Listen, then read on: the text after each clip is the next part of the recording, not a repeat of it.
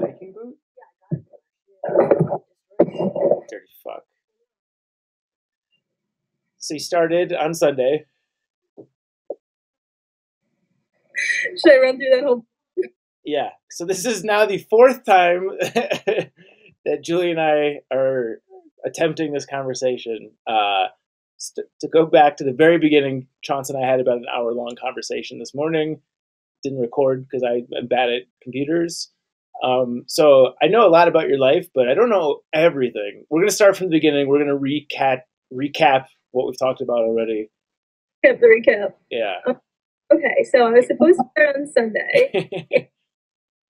There was like in the forecast. It was like rain and sleet and thunderstorms and light, freezing temperatures, to the point that the guy that was going to pick me up from the airport had called me and was like, "Look, like I don't think you want to stay. Like I really think you want to push it back a day."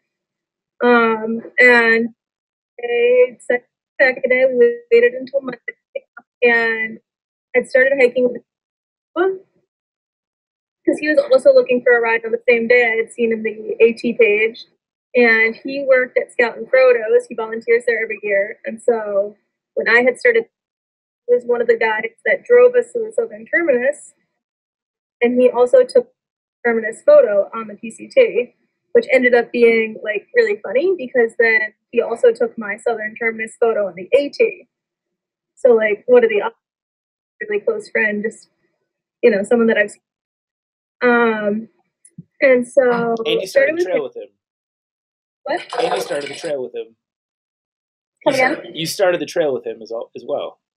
We started the trail together, and like no expectation of staying together or anything like that. He's through hiked the AT twice, so he's doing what he's calling his leisure tour. So he's not really busting out crazy miles or like paying attention too much to a continuous footpath. He's just out here having fun while he waits to go back to Scout and Frodo's again. So we started together, and the first day we did the approach trail, and like probably the first 7 miles, I think, to Hawk Mountain Shelter. Sorry, I'm stretching my knee and it hurts. First 7 miles, I think, to Hawk Mountain Shelter. And it had started to snow when we got to Amicalola. So we missed the like rain and stuff before, but then it started to like flurry that morning. And Hawk Mountain Shelter, everyone keeps talking about Monday night and how cold Monday night was, and that was our first night out there. And it went down to like the low teens, I think high single digits. And your quilt is rated for 15. What? Your quilt is rated for 15 degrees. It's flex 15. It's rated to 15 degrees, and there were like I woke up a couple of times in the night, and there were points that I thought I was warm, but obviously it was lower outside the temperature rating in my bag, so I wasn't warm for all of it at all. Like it was very cold, but not the worst. And then in the middle of the night that night, I woke up at like 2 a.m. to a gunshot, and I was like, oh, it's the South. And then it was another gunshot, and then I like another you one. Just tacked it up to, I'm in the South. I just figured it was some guy drunk in his backyard. Yeah, but then moonshine, shooting guns. Like someone's not like rapid firing some assault rifle in their backyard, surely. And it sounds so close. And we're not near a town yet. Like it sounds so close. So I started kind of freaking out just because of how loud it was. Like it was close proximity. It not immediately, but like one of the places my mind went was like, I hope it's not a shelter, because that was literally what I was thinking. Was like, why else would someone be out here using that type in the middle of like, what are you doing? And then I heard a grenade go off, and I was like, oh, okay, no one's grenading a shelter. Like we're safe. Threat's gone. It's fine. And I remembered that in Delanega, I don't know how to say. I would like to rehash the point that I made originally, that the irony of you feeling comforted by the sound of a grenade is very funny to me. It seemed too big for what I was worried about. This is too violent. I feel much better now. Back to sleep. But yeah, so I had remembered that there was like a military school that we had driven past, which kind of like, I don't know if it was that school that was out, but that had kind of put me at ease enough to fall back asleep. And then the next morning when I was hiking, I was going around like kind of like a bowl over this like downhill. So like a downhill into like a bowl shape. And the trail went around it and I was hiking around and I saw like a few guys crest the ridge of it and come down and they were all wearing camo and I thought they were hunters. And they like started crouching and stuff, so I thought they were like crouching around an animal they caught. And then I got closer and I realized that they were literally just crouching. The camo was military camo, and like they all had these assault rifles. And then I looked up, 30 to 40 of them came over the hill, and so I just stopped walking and like I didn't know like what do you do in that situation? So I just kind of stood there and like I figured someone would say something to me like, "Hey, get out of the way," or like, "Oh, I don't know." Figured someone would say something, but no, they like kind of pretended they didn't see me, which is impossible.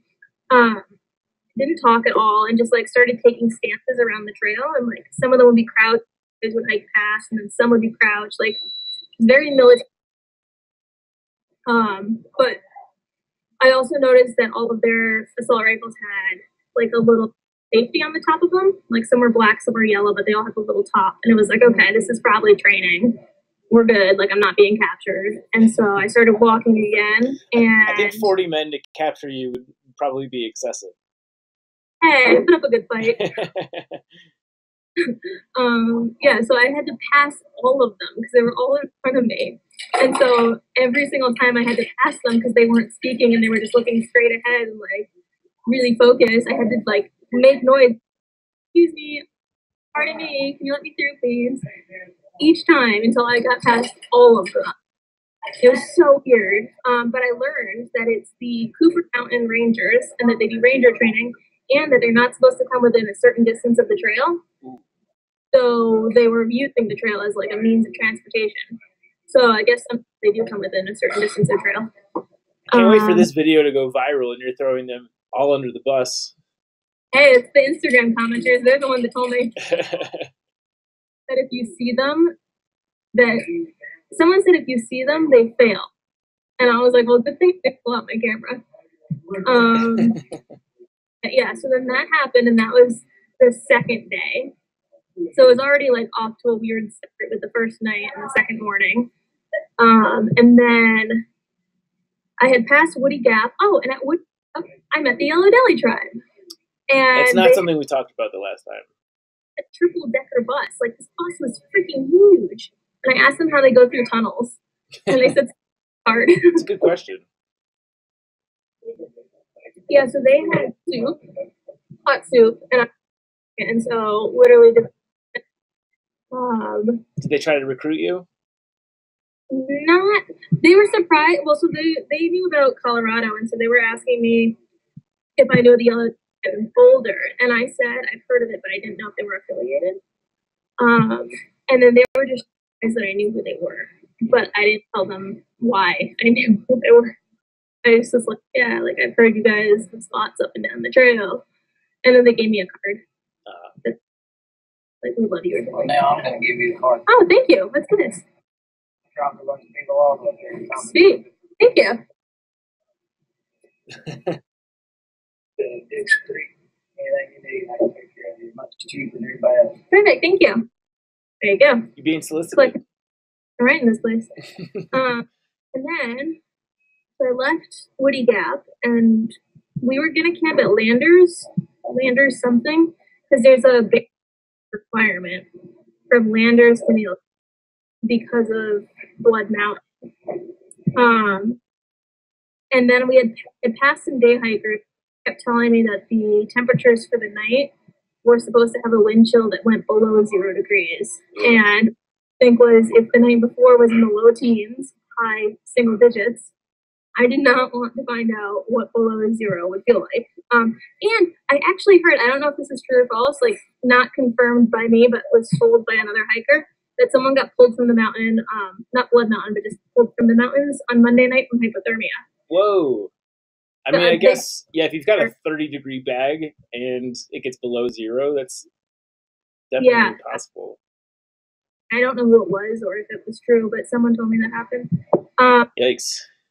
So yeah, so I was not planning on figuring out what a 0-degree night would feel like. Yeah. So I will just book it to Neil's Gap, get to Neil's Gap, stay at the hostel, and not deal with it. And drink so beer.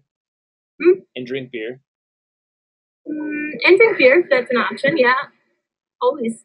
And so push past went.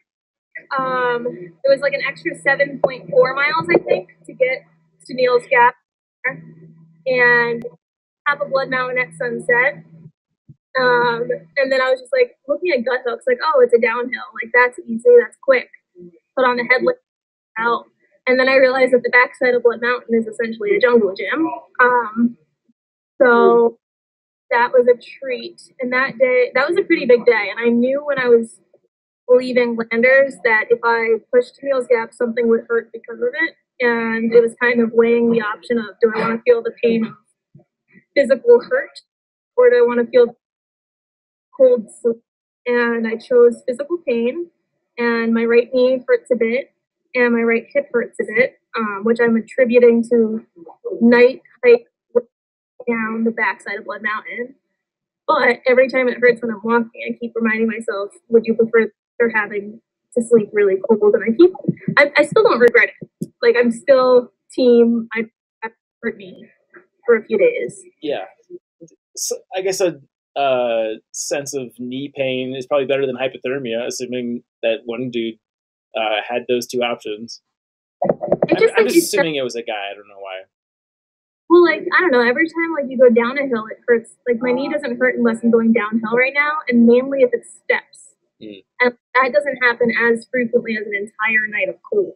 Sure. You know, like that. I think in the long run, less pain. More importantly, what happened to your wrist? Oh, literally nothing exciting. Like kind of like rug burn right there. But my possum down gloves keep sticking to it, and so it's like, so I just put Leukotape over it so that the gloves would stop sticking to it as it heals. Day 3, and you're already getting used to the Leukotape. Yeah. Oh, actually, this is a good point. It's day 5 right now. But I haven't gotten a single blister. There you go. No. You were pretty blister free on the PCT. I had blisters on both of my heels the second day. The first week I had really, really bad blisters. Also started in like not the right. They were like middle, super light trail runners, and you're in Timps now. Timps now, and I love them. Yeah. So you got your footwear down. So definitely a theme that we talked about was that the trail's been much easier than you were expecting. You want me to catch us up though before I finish? Oh wait, Ruby's humping her stuffed animal. Oh, she just stopped. That wasn't good. Do you want me to continue the catch up first? Yes, continue the catch up. I thought you were taking a break. No, I was taking a break. So I get to Neil's and knocking the door was full. And everyone that got there after it filled up had to start pitching tents in the back. And so in my mind, great, I did this extra almost 8 miles and I'm gonna have to put up a tent anyway. So I was really bummed out. And then I went and knocked on one of the employees' doors, because one of the guys was gonna go watch a movie with him, and I can ask him like if you can sleep on the floor. I was like, you know what, I'll ask myself. The guy seemed a bit weird. So went with him, asked the guy if I could sleep on the floor of the hostel, and he told me, no, we don't allow that. Like, okay, cool, like where can I put my tent? And I guess he took pity on me because he was like, oh, well, if you're comfortable, you can just put your sleeping pad on my floor. Like, that's fine. And he was like, warn you, we're about to watch a movie. And I was like, what movie? And he was like, Anchorman. And I was like, okay. Listen, you can stay here, but there's a catch. You have to watch a hilarious movie. And drink a beer, yeah. So he gave me a lawn chair. He put on Anchorman. I had a beer. And I slept next to a space heater all night. And I think where I slept was warmer than the hostel itself. So I was... And then hiked out of Neil's Gap. Only did 11 miles because I didn't want to push it too hard after having done a big day. Because I'm not trying to do big days. It just like, if I can avoid harsh weather, it seems to make sense. Yeah. So it was the next day to low. Well, and then, as you pointed out, you've been cold during the day, so hiking is the thing that's keeping you warm. Yeah, so I keep trying to take breaks, and then every time I go to take a break, it's just so cold. More pain to stop than it is to keep hiking. So I just, I really, yeah. So I just keep hiking because it's like I'll go to stop, and a minute into it, it's like I can't do this anymore. I need to walk, and so I'll walk again. Same thing with drinking water. I haven't been drinking a lot of water because all ice cubes and like frozen, and I don't. I'm already so cold. I don't want to drink ice water. So there's times where I've gotten to water sources and sat myself down and said, "You can't leave until you finish a liter." Yeah. And it's like parenting myself and like You brought making myself. totally. You brought a stove. Are you drinking coffee or tea or anything? I know coffee is not hydrating, but I don't like coffee. I was gonna bring tea, and I should buy some while I'm here. I haven't done that, and I forgot to pack hot chocolate, so I haven't had my hot chocolate at night. Um, Cooking hot dinners, and I haven't gotten the hiker hunger yet. So instead of cooking like a full pasta side, I've been cooking a half one each night. although you did do some work at that McDonald's that you're at right now. Yes, I ate burger and 1.5 hash browns. Well done. Thank you. And a Dr. Pepper refill. I remember that from the first call. Yeah. Pepper. I drink chocolate, but I stopped drinking it when it stopped being hot. Yeah. It's just chocolate. Okay, so then I got to Low Gap, and Low Gap, I finally thought I was gonna make some friends because I get to Low Gap and there's this big fire being made, and like 7 guys sitting around the fire, just like taking the piss there, and I'm like, yes, my kind of atmosphere. So I sat down with them, was like, "Sup, boys?" And turns out they were just like a group of college spring break, and they were only here till Friday. So just their luck. They all knew each other. Yeah, we had a fun night camping. Like it was just hilarious. Like Eagle Scouts, but like didn't know a thing about the outdoors. Yeah. And it was really funny. But then it was like, okay, you guys are going 5 miles a day and you're leaving on Friday. Like I'm not gonna see you again. So I hiked out of Low Gap, and the next day I two correct waters because I was going up towards Blue Ridge, and some woman stopped me, and she was like, "Oh, you must be that redhead." And I was like, "Okay, maybe." And she was like, "Yeah, someone up at the shelter is looking for you." And that was I don't know how to say his name. Tillman. Oh, Tilgman, I think. I don't know. I've actually only read it. And that was free easy. Okay. So yeah, so he was there and I met him, and then they were all talking about going to this site called Factory, and so we went there. Well, I got first, and then it was like fine, but it was 2 p.m. and I just like it was only 13 miles for the day that I'd done. It just didn't feel like the full day. So yeah. You're getting choppier. I'm guessing you've got more Wi-Fi competition now in terms of users. I don't know. Same amount of people. Idea. You want to try? I'm gonna just continue recording, but do you want to try exiting out of Wi-Fi? It'll probably kick you out of this and then coming back in, or maybe shutting off the video for a second. Back. Because you yeah, it's still bad. You're pixelated and the audio is getting choppy. All right, let me put you back on Wi-Fi and see if that works. Cool.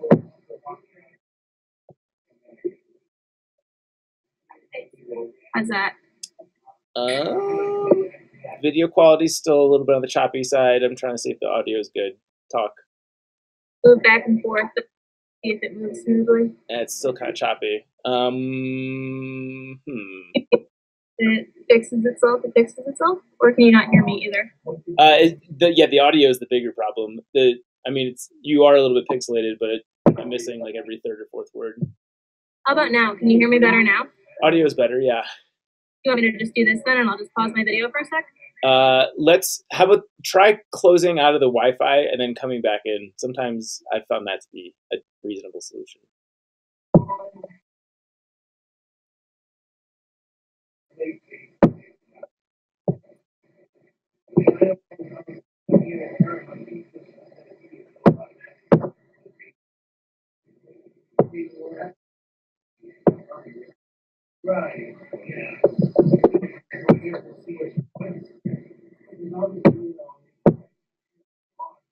How about now? Yeah, not perfect, but we'll give this a shot. If it sucks, we'll just make it a shorter call. Okay. And so yeah, so it didn't feel like a full day of hiking, so we forwards to Traeger. And so I spent last night at the shelter, and then it was supposed to start raining between 9 and then continue for the rest of the weekend. So I figured if I get into Hiawassee before it starts to rain really bad, then I can like miss a lot of that downpour. So I woke up at 5 a.m. I wasn't. At first, I set my alarms for 6, but then at 4:30, I heard it like drizzling on my tent, and I was just like, nope. So I hiked out at 5 a.m. by 10, which is 10 miles by 10 a.m., which I think is more of a PCT thing, but I hadn't planned on doing that. It's just to try to get rain, and I got to McDonald's at 10:30. Yeah, and now I'm in McDonald's, and that is my hike at this point in terms of the storyline. Yeah. So back to what I was saying before, I think one of the more notable takeaways is that the trail has been easier than you were expecting. So I think everyone that gave me advice in the AT has been giving me, oh, it's so super hard. The hills are really good. No idea what the climbs will be like. Even in times where I've been like, oh, well, on the Colorado Trail, some of the climbs really hard. Like the response is there won't be anything like the AT. And so I came into it kind of expecting it to just be like brutal, and it hasn't been. I think part so like coming from high elevation in Colorado down to low elevation, there's just like so much oxygen that I haven't been getting out of breath. I haven't been getting wheezy or any of that. I mean, I'm sure it'll level out at some point soon, but the first week has just been. I don't know. I guess I just thought it would be so bad that what it is doesn't feel bad. Sure. Yeah. No. So all the fear mongering played into your favor. Yeah, because I just like I don't know. I expected it to be way worse. Yeah. Lesson learned. Fear monger Chaunce. So life seems easy. Yeah, and then yeah, the uphills haven't been bad. The downhills have actually been a lot harder. And I've never been the type of person to complain about a downhill. I usually love a good downhill day. I don't like downhills on the map right now. Yeah. That should be your dating profile. Love a good downhill. On my dating profile? Yeah. Okay. The other thing I thought was funny was that you've been getting some fame, some attention on the trail. Yeah, I'd say between 30% to 40% of people that I talk to know who I am. And that's weird for you. You're not totally in love with that concept. I mean, I love that people listen to the podcast. I love that they watch the videos. I love that they follow me and all that stuff. The part that is weird for me is that I feel like it kind of changes the vibe when someone says that at like the shelter and everyone's sitting there just like turns, and then it kind of gets quiet and like, I don't know. I feel like it's made it harder to. You've outcast yourself. Huh? You've outcast yourself. I think so. Yeah. But terribly. Like I don't think it's like it's not bad. It's just like I'm not used to that scenario, so I'm not used to how I should respond in that atmosphere. I just get really quick. I think like it's kind of self-sabotage as well, because I'll get really quiet and then it's like I don't know what to say, and then it's just. Would you be quiet even if you weren't the person that you weren't someone that they recognized? No, like I was talking to a bunch of people at the shelter last night and like having all kinds of conversations. And someone came up and asked if it was me, and then everyone else kind of got quiet. And it's like that moment where everyone else also realizes they've been talking to you the whole time, and then you're like someone, which like I'm not someone, but I don't know. It's just once out, it becomes weird. Yeah. Just for now, at least, like. Well, I don't know anyone, because it'd be different if I had friends that like also just there going and like it was like okay cool, but like I don't have any friends yet, so it's just kind of I think ostracizes me a bit. Yeah. I don't know. It's been interesting. Well, you're only day 5 in, and it seems also that you're hiking faster than people. So, yeah, there's a person that I've seen since the first day that was at the first shelter that I was at. And last night when I got to camp, he was like, "Holy shit, you're that first shelter." And I was like, "Yeah, what's up?" And he's like 6'5", and he was like preaching a big game about like already being in Maine and how he's gonna fly there and stuff. And then I forgot what he gave me a crap thing. And like something about because I'd gone to Neil Gap after. And I was like, "Buddy, you're a foot and a half taller than me. Like, if anyone should be bragging, don't be doing the competition thing with me because it's a different ballpark for both of us." Right. But yeah, the only one that I've seen, and he's pretty fast. He's really tall. Do you get looks from people because of how small your pack is? Sometimes some people are just like, "Whoa, like how do you have it that small?" But it actually, like in that situation in Neil's Gap where the guy let me sleep on his floor, the only reason he had offered that was because he had seen my pack. He thought you were like a day hiker, weekend hiker. Once he because he said he hates doing shit. He said when he saw my pack, he figured I'd done a trail before or like had some sort of experience, and we could like actually talk about hiking instead of like me asking all kinds of beginner questions. I get it the other way.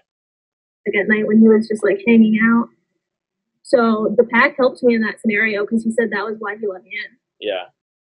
So, yeah. There you go. You eliminated your noob status just based on appearance. Yeah. And then the other I've noticed that have been interesting for me is that a lot of people stop hiking really early in the day, like 2 or 3 o'clock hits, and people are like at camp for the night at 2 or 3 p.m. And in the desert of the PCT, all I can remember is every night my headlamp would go on just so I could try to keep up with my bubble. And like they were hiking until 4 or 5, and I would get there at 7:30. But they were still going until about 5 every day. And I feel like on this trip, one only goes until about 2 or 3. And then if you get to the shelter anytime after 3, it's full. So I haven't stayed in a shelter yet. I've pitched my tent every night that I've slept outside. And also that everyone I feel like is a lot older. The PCT was just, I feel like a lot of people my age. And it wasn't until that I was actually talking to people that were my age, apart from Peppa, who I haven't seen him in a few days. Yeah. But until then, like I'd pass about 2 or 3 people a day on trail, and they'd all have gray hair and gray beards every time. Yeah, it's interesting. You're getting I'd say, slightly atypical sample of what I know to be the typical northbound bubble. Because you said the fact that you're only encountering 2 to 3 people per day, I'm assuming that's aside from shelters during the afternoon. Yeah. I'd say that's odd by itself, but the fact that, the majority of the people that you're crossing paths are older hikers. You definitely will run into a lot of older hikers on the AT, but for them to be the majority it seems atypical. Yeah, I feel like it's just like a weird spot I'm in because a lot of people got off trail because of the cold weather, and a lot of people pushed back their start dates because of the cold weather. And I feel like we just started at a weird week with the weather, where like not as many people out here right now, where they're all just like going into towns and posting up. How does the forecast look? It's gonna rain all weekend, and then the start of next week should be pretty clear. Yeah. Are you dreading the rain? Huh? Are you dreading the rain? Not too much because it's warm. Like I would rather be wet and warm than freezing cold and dry. Sure. So yeah, it hasn't been too bad. Yeah. Forced. Say the last part again. Forced. Yeah. Our connection's a little bit spotty right now. All right, I'm gonna make this one shorter because it's probably not fun for either of us to rehash anything. I think what we'll do is we'll just do another one of these videos soon, so we've got something new to talk about, so we're not just replaying our last conversation. Yeah, this will be the practice one. Practice one. So anyone watching this, I apologize. The one thing we should touch on before I hang up, we had a bet in our first one about So we made a bet about when you would encounter chafing. You don't think you're going to get chafing at all. I went as far as to say I think you'll get it at each of the summer months while you're out on trail. TBD. We're going to make a shotgun bet based on that. But you had the idea is you wanted to have a shotgun bet in time for trail days. Yeah. So we were leaving it up to anyone that is sticking through this video at this point, which will be bravo to you for sticking through how horrible of a connection this second half of it has been. But if you are listening to this, we would love your input in terms of what should the bet be between Chaunce and I, whereas the loser has to shotgun a beer. Yes. Cool. All right, Chaunce. Well, good to see you for the 5th time. I hope this one works. I know it'll work. Yep. Because if it doesn't work, I'm just going to lie to you and say that it does, because I don't think either of us can handle doing this again. Ruby certainly can't handle it. She's up in arms. But okay, go hang out at the hostel. Go find some trail friends. Get another hash brown, and we'll chat. We'll chat at your next town. All right. All right. See ya. Be good.